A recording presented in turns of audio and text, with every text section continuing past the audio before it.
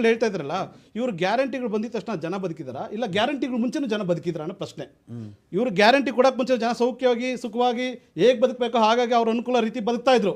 Covid ಅನ್ನೋ ಒಂದು ನೆಪ ಇಟ್ಕೊಂಡು ಕೋವಿಡಲ್ಲಿ ಹಂಗಾಗೋದು ಹಿಂಗಾಗೋಯ್ತು ಸರ್ವಸಾಮಾನ್ಯ. ಅದು ನಮ್ಮ ರಾಜ್ಯಕ್ಕೆ ಬಂದಿಲ್ಲ, ಅದು ಇಡೀ ವಿಶ್ವಕ್ಕೆ ಬಂದಂಥ ಸಮಸ್ಯೆ. ಅದು ಇಡೀ ವಿಶ್ವಕ್ಕೆ, ವಿಶ್ವದಲ್ಲಿ ಎಲ್ಲರೂ ಸಫರ್ ಆಗಿದ್ದಾರೆ, ಎಲ್ಲರೂ ಸತ್ತಿದ್ದಾರೆ, ಎಲ್ಲರಿಗೂ ನೋವುಗಳಾಗಿದ್ದಾವೆ, ಎಲ್ಲರಿಗೂ ದುಃಖಗಳಾಗಿದ್ದಾವೆ, ಎಲ್ಲರಿಗೂ ಸಮಸ್ಯೆಗಳಾಗಿದ್ದಾವೆ.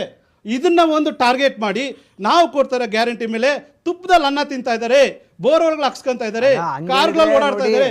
ಈ ತರ ಹೇಳ್ತಾ ಇದಾರಲ್ಲ. ಮಧ್ಯಪ್ರದೇಶದಲ್ಲಿ ಇವಾಗ ರೀಸೆಂಟ್ ಆಗಿ ನಿನ್ನೆ ಘೋಷಣೆ ಆಗಿರೋದು ಎಲ್ಲಿ ಡೆಲ್ಲಿನಲ್ಲಿ, ಮತ್ತೆ ಅಲ್ಲಿ ಹಾಕಿ ಕೊಡ್ತಿದ್ದಾರೆ ಸರ್. ಅಲ್ಲೂ ಗ್ಯಾರಂಟಿ ಮೇಲೆ ಬದುಕ್ತಿದ್ರ ಜನ.